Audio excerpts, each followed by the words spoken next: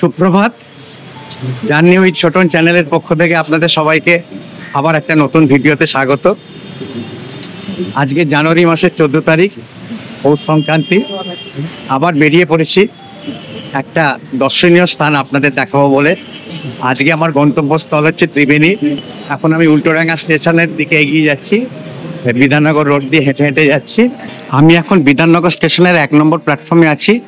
শিয়ালদা থেকে যে কাটোয়া লোকাল আসবে 8:06 শিয়ালদা থেকে কাটোয়া লোকাল ছাড়বে, সেই শিয়ালদা থেকে কাটোয়া লোকাল আমি বিধাননগর স্টেশনে 8:13-তে ধরবো। শিয়ালদা থেকে কাটোয়া লোকালে ত্রিবেণী যেতে গেলে আমার সময় নেবে 1 ঘন্টা 37 মিনিট। আর মোটামুটি 54 কিলোমিটার হচ্ছে দূরত্ব, আর 13টা স্টেশন থামবে। আপনারা যদি হাওড়া থেকে যেতে চান হাওড়া থেকেও যেতে পারবেন। হাওড়া কাটোয়া লোকাল ধরে হাওড়া থেকে ত্রিবেণীর দূরত্ব হচ্ছে 46 কিলোমিটার, আর সময় নেবে 1 ঘন্টা 11 মিনিট। আর মাঝখানে 17টা স্টেশন থামবে। আপনারা যেটা সুবিধা পাবেন সেটাই আপনারা শিয়ালদা অথবা হাওড়া থেকে চলে আসতে পারবেন এই ত্রিবেণীতে। কাটোয়া লোকাল অ্যানাউন্স করে দিয়েছে, শিয়ালদা থেকে বিধাননগরের 1 নম্বর প্ল্যাটফর্মে আসছে।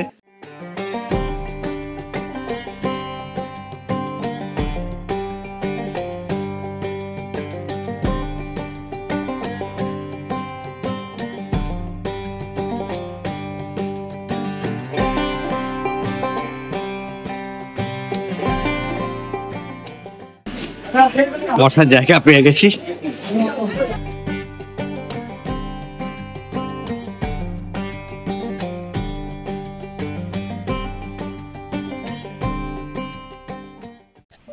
যে মহাপুরুষ ধ্যানের মধ্যেই শুনতে পেতেন ওঙ্কার ধ্বনি, সারা জীবন ধরে যিনি হরে রাম হরে কৃষ্ণ নাম জপ মন্ত্র প্রচার করে গেলেন ও লক্ষ লক্ষ মানুষকে দীক্ষাদান করেছিলেন, সেই মহাপুরুষ শ্রী শ্রী সীতারাম দাস ওঙ্কারনাথ ঠাকুর নিজে যে পবিত্র স্থানে দীক্ষা নিয়েছিলেন, আজ আমি আপনাদের সেই পবিত্র দীক্ষাস্থল নিয়ে যাব দর্শন করাতে। প্রথমে যাব মা গঙ্গার তীরে অবস্থিত শ্রী রামানুজ সীতারাম মঠে। সেখানে মঠ দর্শন করে চলে আসব সেই পবিত্র ঠাকুরের দীক্ষাস্থলে।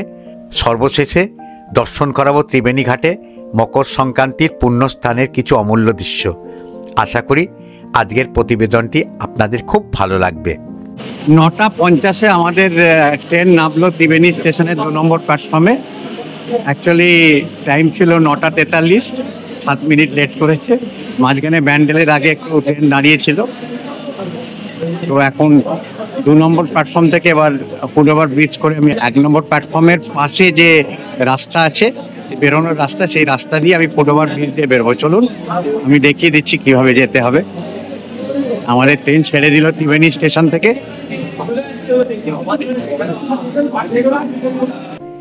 ত্রিবেণী ঘাটে আজ গঙ্গা যমুনা সরস্বতীর সঙ্গমস্থলে মকর সংক্রান্তির পুণ্য স্নান করতে অনেক পুণ্যার্থীরা আজকে ত্রিবেণীতে এসেছেন, তাই আজ প্ল্যাটফর্মে খুব ভিড়।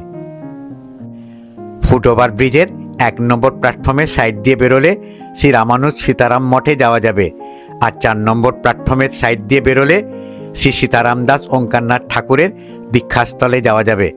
আমি বাম দিকে গিয়ে প্রথমে শ্রী রামানুজ সীতারাম মঠ দর্শন করব। ফুটওভার ব্রিজের একদম শেষের সিঁড়ি দিয়ে বেরিয়ে আমাকে টোটো ধরতে হবে। সিঁড়ি দিয়ে নেবে সামনেই টোটো স্ট্যান্ড, কিন্তু একা বুক করে গেলে অনেক টাকা চাইবে, তাই স্টেশন থেকে একটু বেরিয়ে মেন রাস্তায় চলে যেতে হবে। টোটো স্ট্যান্ডের পাশেই একটা পঞ্চমুখী বজরংবলীর মন্দির, যা দর্শন করলে শুনেছি মানুষের সব শুভ হয়। তাই ভগবান বজরংবলীর দর্শন করে এগোলাম ঠাকুর শ্রী সীতারাম দাস ওঙ্কারনাথ মঠের উদ্দেশ্যে। এখন স্টেশনে কিন্তু টোটো একজনের জন্য পাওয়া যাবে না, তো আমাকে রাস্তায় গিয়ে রানিং টোটো ধরতে হবে।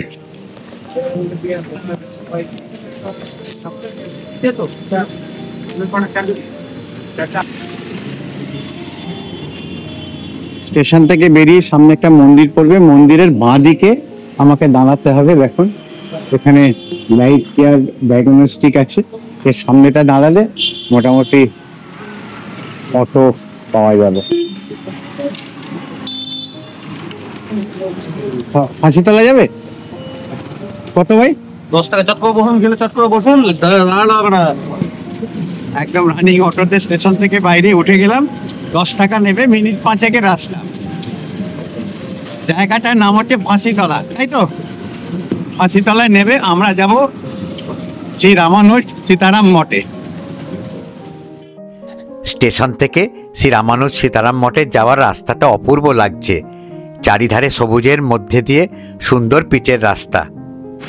স্টেশন থেকে 5 মিনিট লাগলো, পাঁচও কি বলবো, 4 মিনিট লাগলো এইখানে আসতে। এই জায়গাটার নাম হচ্ছে ফাঁসিতলা। এই আমরা চলে এসেছি, এই দেখুন এই রাস্তাতে। সামনে মঠে প্রবেশের বিশাল প্রবেশদ্বার, যা বন্ধ আছে। আমাদের বড় গেটের পাশ দিয়ে ছোট গেট দিয়ে প্রবেশ করতে হবে। আমি এবার মঠের প্রবেশদ্বার দিয়ে ঢুকছি। একটা ছোট গেট আছে, ওই ছোট গেটের সামনে দিয়ে ঢুকছি। বড় গেটটা বন্ধ আছে। মঠে প্রবেশ করে সামনে বিশাল মঠ প্রাঙ্গণ। প্রবেশদ্বারের সামনে পুরো মঠ প্রাঙ্গণ সিমেন্টের ঢালাই করা হয়েছে। একজন সেবায়েত ঢালাইয়ের ওপর জল দিচ্ছে। মঠে প্রবেশ করে বোঝা যাচ্ছে এই মঠ এখন সংস্কার করা হচ্ছে। 1394 বঙ্গাব্দের 26শে আষাঢ় গুরু পূর্ণিমার দিনে এই মঠ নির্মাণ করেছিলেন শ্রী সীতারাম দাস ওঙ্কারনাথ ঠাকুরের শিষ্য ত্রিদণ্ডী স্বামী পরাঙ্কুশ রামানুজ মহারাজ। প্রবেশ করে প্রথমে পড়বে ডান দিকে মঠের মূল মন্দিরের গৃহ। মা গঙ্গার একদম তীরে এই মঠ অবস্থিত। মঠের মূল গৃহে প্রবেশ করে প্রথমেই পড়বে মা কালীর মন্দিরের গর্ভগৃহ।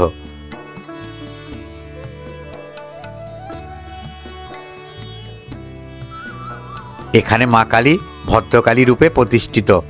মা কালী এখানে দেবাদিদেব মহাদেবের ওপরে বসে আছেন। মায়ের গা নীল বর্ণা, চতুর্ভুজা। মায়ের মূর্তি বহু পূর্বে শ্মশানে ছিল, যা উদ্ধার করে এই মঠে প্রতিষ্ঠিত করা হয়েছে। মঠের সংস্কারের জন্য মাকে এখানে অস্থায়ীভাবে প্রতিষ্ঠিত করা হয়েছে।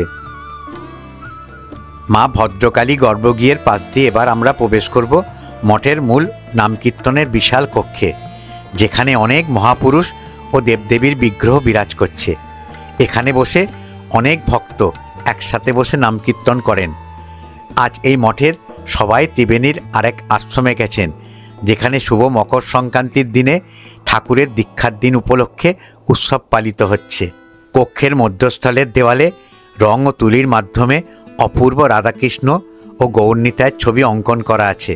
দুটি ছবির মাঝে ত্রিদণ্ডী স্বামী পরাঙ্কুশ মহারাজের ছবি।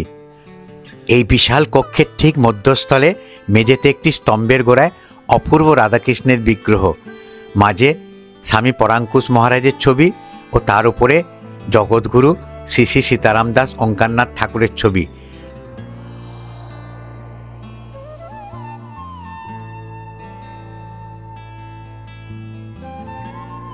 নামকীর্তন কক্ষের একদম শেষে বাঁধানো বেদির উপরে স্বয়ং প্রভু জগন্নাথ, বোন সুভদ্রা ও দাদা বলরাম বিরাজ করছেন।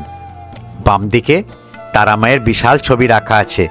তার পাশে শ্বেতবর্ণ 3 মহাপুরুষের মূর্তি।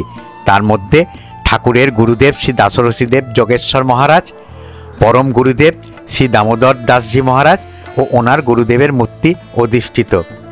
ভগবান জগন্নাথ প্রভুর পাশে গুরুদেব ওঙ্কারনাথ ঠাকুরের বিগ্রহ, মহাপ্রভুর চৈতন্যদেবের বিগ্রহ ও সর্বশেষে স্বামী পরাঙ্কুশ মহারাজের ছবি রাখা আছে। সামনে হরিনাম কীর্তনের বাদ্যযন্ত্র রাখা আছে। এই বিশাল কক্ষের এক কোণায় দেবাদিদেব মহাদেবের গর্ভগৃহ। এখানে মহাদেব শিবলিঙ্গরূপে বিরাজ করছেন। এই কক্ষের মধ্যে এক অদ্ভুত শান্তির আবহাওয়া বিরাজ করছে।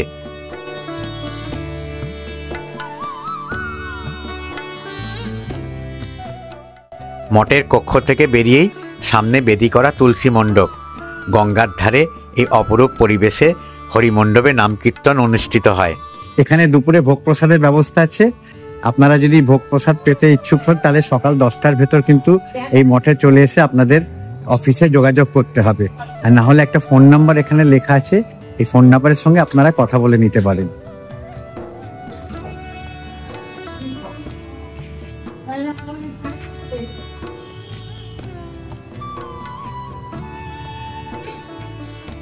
মঠের দ্বিতল গৃহের পাশে মহিলা ও পুরুষের জন্য টয়লেটের সুব্যবস্থা আছে।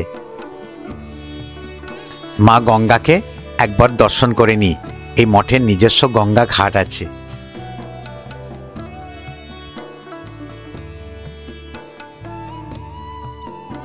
মঠের একপাশে গঙ্গার তীরে নির্মাণ হচ্ছে এই মঠের প্রতিষ্ঠাতা ত্রিদণ্ডী স্বামী রামানুজ পরাঙ্কুশ মহারাজের সমাধি মন্দির। সমাধি মন্দিরের সামনে তুলসী গাছ ভর্তি। এখনও সমাধি মন্দিরের অভ্যন্তরীণে নির্মাণের কাজ চলছে। মন্দির নির্মাণের কাজ সমাপ্ত হলে সব দর্শনার্থীদের কাছে এই মঠ আরও আকৃষ্ট হয়ে উঠবে। ত্রিদণ্ডী স্বামী পরাঙ্কুশ রামানুজজিও ছিলেন ঠাকুর সীতারাম দাস ওমকারনাথ দেবের পরম শিষ্য। একজন বিশিষ্ট অদ্বৈতবাদী সন্ন্যাসী পরাঙ্কুশ মহারাজ ছিলেন ওমকারনাথ সেবক সংঘের প্রতিষ্ঠাতা। তিনি প্রধানত রামানন্দ মঠ, তালান্দু, হুগলি, পশ্চিমবঙ্গে থাকতেন এবং পশ্চিমবঙ্গে বেশ কয়েকটি মঠ প্রতিষ্ঠা করেন। তার 1 লাখেরও বেশি শিষ্য ছিল। তার জীবদশায় তিনি জীবন্ত দেবতা হিসেবে বিবেচিত হন। তিনি তার গুরুপিতা সীতারাম দাস ওমকারনাথ দেবের পথ অনুসরণ করে হরিনামে শহর ও গ্রামকে প্লাবিত করেছিলেন। পশ্চিমবঙ্গে খুব কম জায়গায় পাওয়া যাবে যেখানে তিনি নাম প্রচার করেননি। তার জন্মস্থান ছিল হুগলি জেলার একটি প্রত্যন্ত গ্রাম বালিডাঙ্গায়। স্বামী পরাঙ্কুশ মহারাজ 1933 সালের 5ই সেপ্টেম্বর জন্মগ্রহণ করেন এবং 14ই জুলাই 2011 সালে তিনি দেহত্যাগ করেন। সমাধিস্থলের পাশেই নির্জন তপবনে ধ্যানকক্ষ। ধ্যানকক্ষ এখন বন্ধ আছে।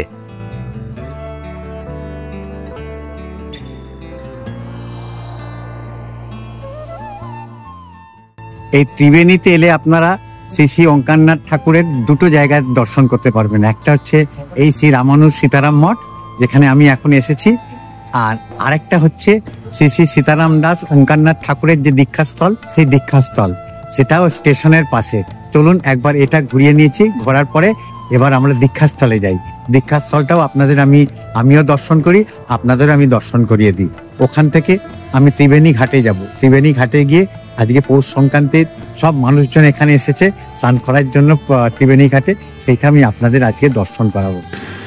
স্টেশন যাব।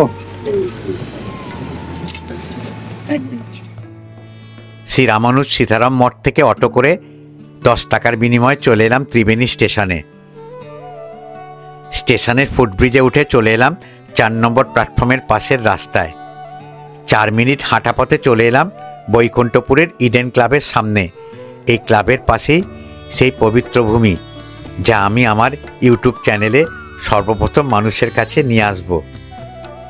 আমরা অনন্ত শ্রী ঠাকুর সীতারাম দাস ওঙ্কারনাথ দেবের বহুপূর্ণ স্মৃতিধন্য দীক্ষাস্থলী মঠের প্রবেশদ্বারের সামনে চলে এসেছি।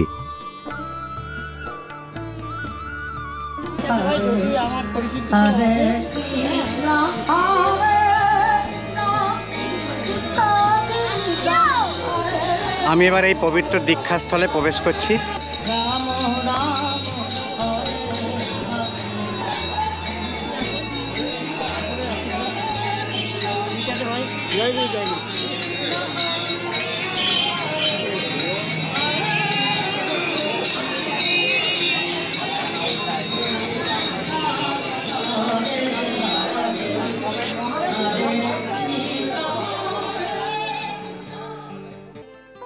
এই পবিত্র দীক্ষাস্থলী মঠে প্রবেশ করেই সামনে পড়বে ভারতবর্ষের অন্যতম সাধক ও বাংলার একমাত্র আধ্যাত্মিক গুরু অনন্ত শ্রী ঠাকুর সীতারাম দাস ওঙ্কারনাথ দেবের বেদির উপরে মূর্তি। প্রবেশদ্বারের বাম পাশে মঠের অপূর্ব তুলসী মঞ্চ।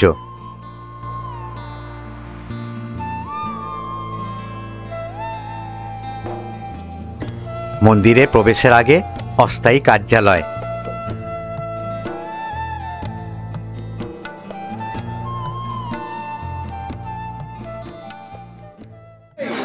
জয় গুরু নয়নদা। আরে কে এসেছে? চলো মহারাজ আছে।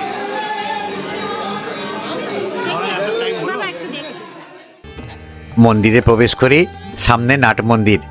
এই সেই পবিত্র স্থান যেখানে 1319 বঙ্গাব্দের 29শে পৌষ উত্তরায়ণ সংক্রান্তির দিনে গুরুদেব দাশরথীদেব যোগেশ্বরের কাছ থেকে ঠাকুর শ্রী সীতারাম দাস ওঙ্কারনাথ দেব দীক্ষালাভ করেছিলেন।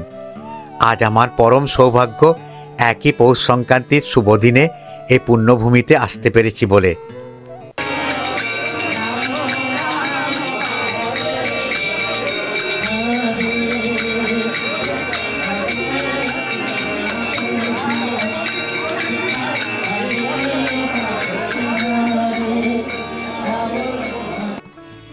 17 ফেব্রুয়ারি 1892 সালের কৃষ্ণা পঞ্চমী তিথিতে হুগলির কেওটা গ্রামে শ্রী শ্রী সীতারাম দাসের জন্ম।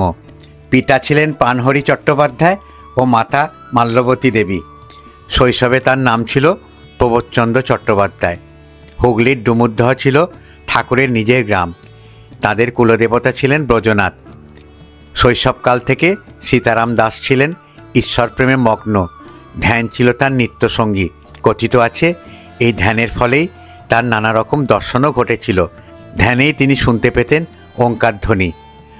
শৈশবকালে শ্রী দাশরথী যোগেশ্বর চতুষ্পাঠীতে শাস্ত্রের বিভিন্ন শাখায় পাণ্ডিত্য অর্জন করেছিলেন। তিনি দাশরথী দেব যোগেশ্বরকে গুরুরূপে বরণ করে নিয়েছিলেন। এই পুণ্যভূমিতে 1319 বঙ্গাব্দের 29শে পৌষ মকর সংক্রান্তির দিনে নাম অবতার অনন্ত শ্রী ঠাকুর সীতারাম দাস ওঙ্কারনাথ দেব তার পরম গুরুদেব দাশরথী যোগেশ্বরের কাছ থেকে দীক্ষা লাভ করেন। গুরুদেব তার নাম দেন সীতারাম। পরবর্তীকালে 1343 বঙ্গাব্দের মকর সংক্রান্তির দিনে শ্রী সীতারাম ফিরেছিলেন তার দীক্ষালাভ স্থান ত্রিবেণীতে। সেখানে স্থাপন করেছিলেন মঙ্গল ঘট। তারপর একটি বটবৃক্ষের পাতায় ওঙ্কারনাথ নাম লিখে বহির্বাস ত্যাগ করে কৌপিন ধারণ করে ডুমুরদহে তার জন্মভিটেতে ফিরেছিলেন। ঠাকুর সীতারাম দাস ওঙ্কারনাথ দেব 75টির বেশি আশ্রম প্রতিষ্ঠা করেছিলেন। 200টিরও বেশি গ্রন্থ রচনা করেছিলেন।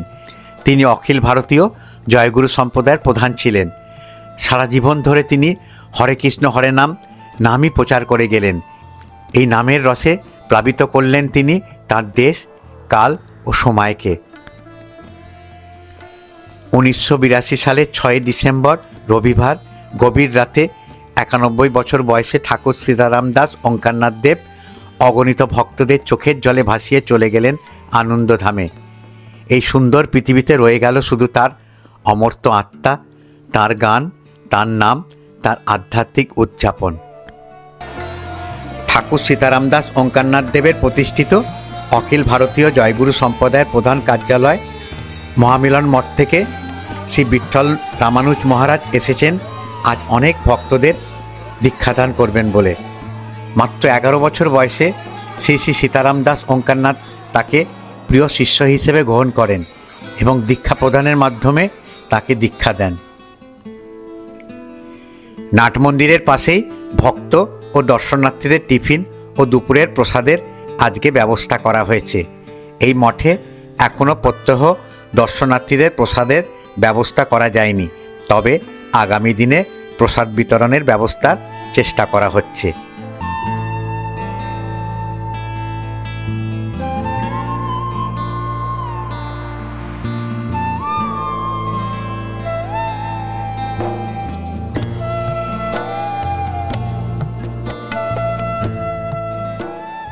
এখানে কোন কোন অনুষ্ঠান কি হচ্ছে? এখানে অনুষ্ঠান মেন ঠাকুর যে প্রতিষ্ঠা করেছিলেন সেটা হচ্ছে এই মকর সংক্রান্তির দিনে ঠাকুরের দীক্ষা হয়েছিল।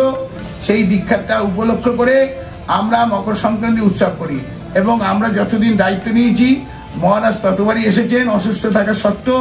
এবার উনি খুব অসুস্থ ছিলেন, চোখ অপারেশন হয়েছেন, কিন্তু দীক্ষাশ্রীর নাম শুনে বলে আমি যাব।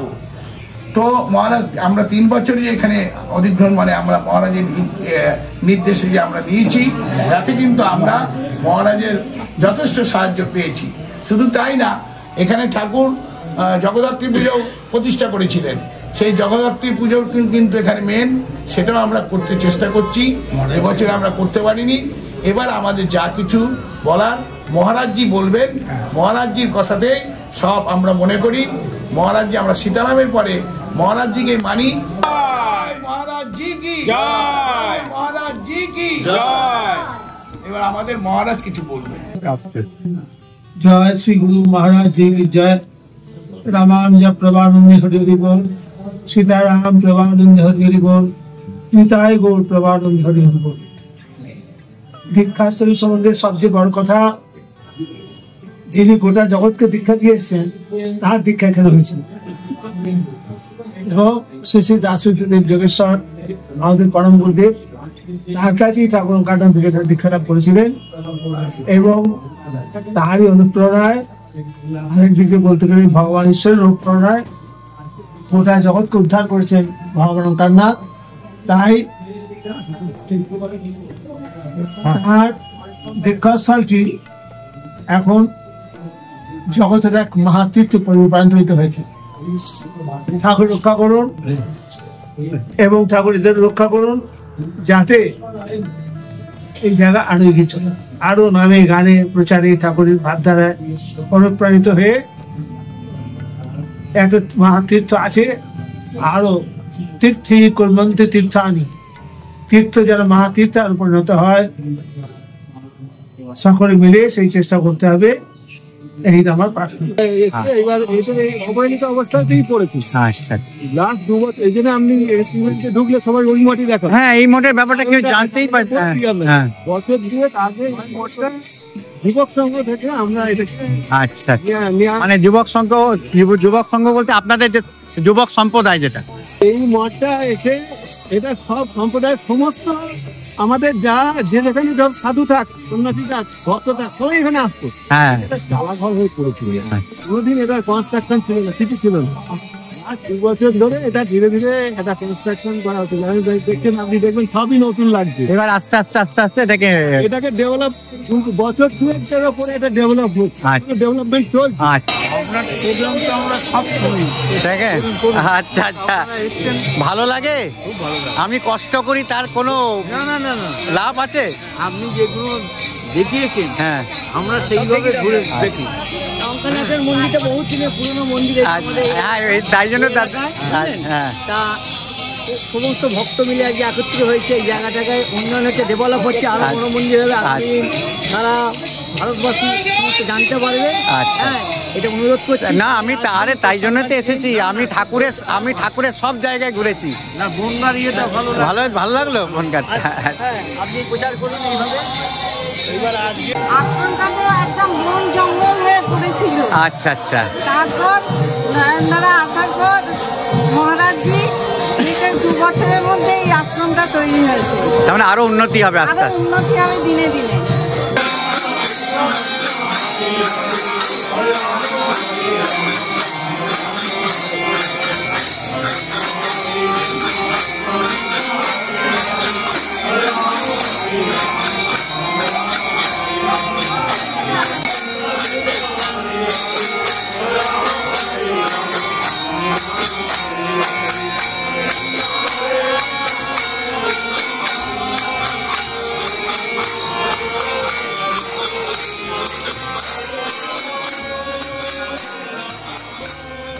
আজ ঠাকুরের দীক্ষা গ্রহণের পবিত্র দিন স্মরণ করে বিশেষ প্রসাদের ব্যবস্থা হয়েছে। আমাকে অনেক অনুরোধ করেছিলেন প্রসাদ গ্রহণের জন্য, কিন্তু শারীরিক কারণে আমি প্রসাদ গ্রহণ করতে পারিনি। কিন্তু আমি ওনাদের কথা রাখতে শুধু ফল প্রসাদ গ্রহণ করেছি। টাকাধারে এই নামকারী সমস্ত কাজে মানে নয়নদার পরেই মানে এনার কোনো বিরাম নেই, কোনো বিশ্রাম নেই।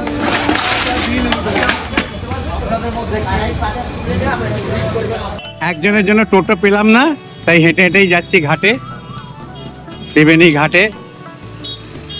মোটামুটি 15 মিনিটের রাস্তা হেঁটে। প্রয়াগরাজের কুম্ভ মেলা আপনাদের দর্শন করাতে পারলাম না, তাই জন্য মনে একটা দুঃখ থেকে গেছে। আমি অ্যাকচুয়ালি বয়স হয়ে গেছে বলে আর রিস্ক নিলাম না, অত ভিড়ে গিয়ে যদি অসুস্থ হয়ে পড়ি। আর আমি তো একা যাব, আমার সঙ্গে তো আর কেউ যাবে না, তাই জন্য সেই দুঃখ মেটাতে আমি চলে এসেছি ত্রিবেণী ঘাটে। এই ত্রিবেণী ঘাট মুক্তবেণী, যেখানে 3টে নদীর সঙ্গমস্থল। সেখানে হাজার হাজার মানুষের আজকে সকাল থেকে এসে সংক্রান্তির দিনে স্নান করতে এসেছে, পৌষ সংক্রান্তিতে। সেটা আপনাদের আমি দর্শন করাই।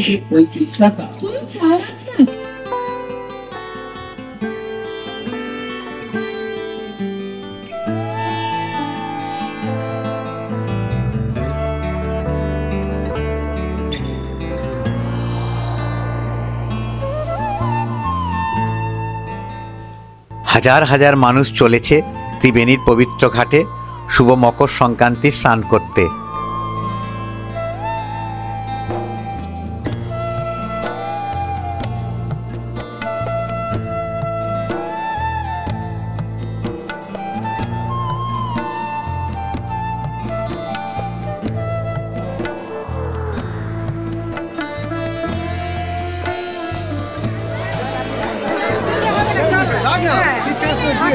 চান হয়ে গেল? হ্যাঁ বাবা, চান হয়েছে।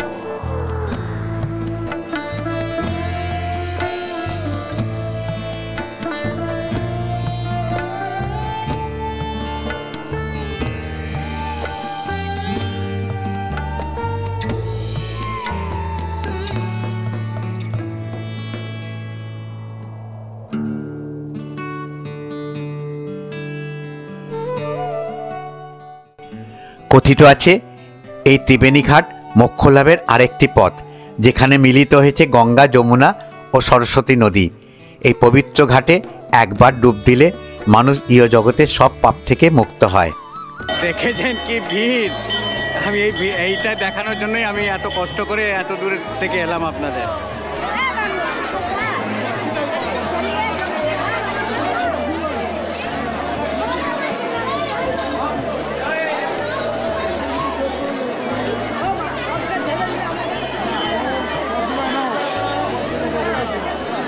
চান হয়ে গেছে আপনাদের?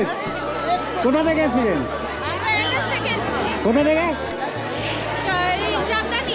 চাপদানি। আচ্ছা আচ্ছা।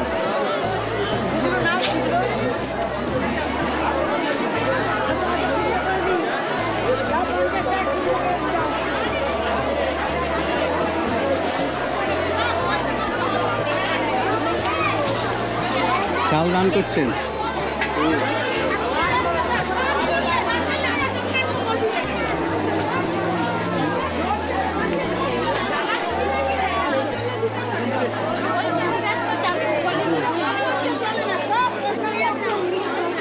হয়ে গেছে চান?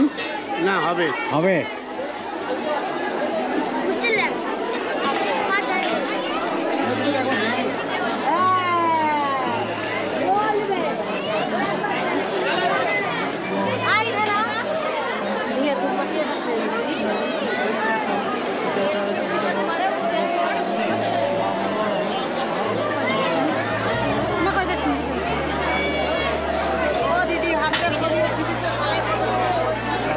ডুব দেবেন, তারপরে 3টে ডুব। লাটা নিয়ে ডুব দেবো, তারপর 3টে ডুব। আচ্ছা, হ্যাঁ হ্যাঁ, মাথায় করে নিয়ে ডুব দিয়ে চান করবেন।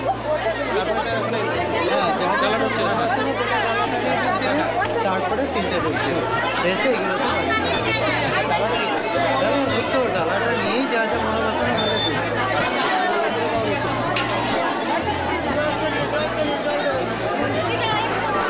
জল এখানে দেবেন না।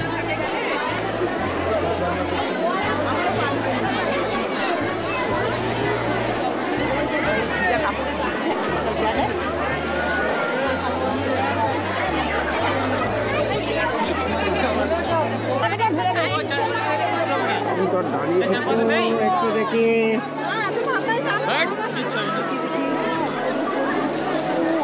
একটু দেখি, একটু দেখি।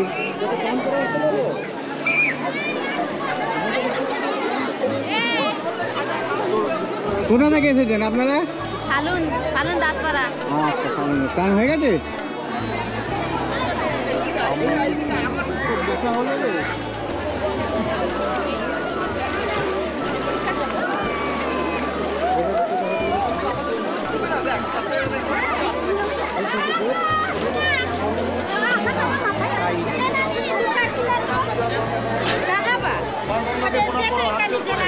বলো নমো শাস্ত্র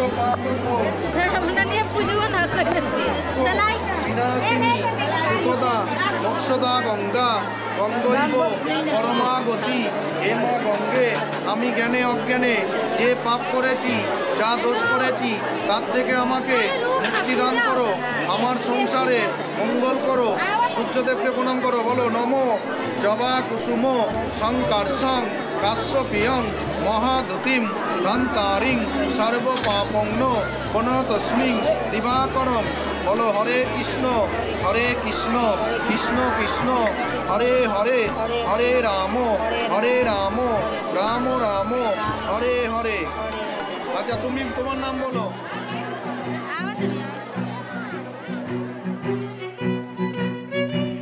আশা করি আজকের ভিডিওটা আপনাদের ভালো লাগলো। আর যদি ভালো লেগে থাকে তাহলে অতি অবশ্যই একটা লাইক দেবেন, আর ভিডিওটাকে ম্যাক্সিমাম শেয়ার করার চেষ্টা করবেন। আপনারা যত বেশি শেয়ার করবেন তত বেশি বয়স্ক মানুষেরা বাড়িতে বসে আমার ভিডিওর মাধ্যমে নানান দর্শনীয় স্থান, মঠ, আশ্রম, মন্দির দেখার সুযোগ পাবে। আপনারা যদি আমার চ্যানেলে নতুন দর্শক হয়ে থাকেন তাহলে আমি আমার পরিচয়টা বলে দিই। আমার নাম অলোক, ডাকনাম ছোটন। আমি নানান দর্শনীয় স্থান, মঠ, আশ্রম, মন্দির ঘুরে বেড়াই এবং তার ভিডিও তুলে আমার চ্যানেলের মাধ্যমে দেখাই। তাহলে আমি আজ ভিডিওটা এখানেই শেষ করছি। আবার আপনাদের সঙ্গে দেখা হবে আরেকটি নতুন ভিডিও নিয়ে আমার চ্যানেল জার্নি উইথ ছোটনের মাধ্যমে। তাহলে আমি ভিডিওটা আজ এখানেই শেষ করলাম।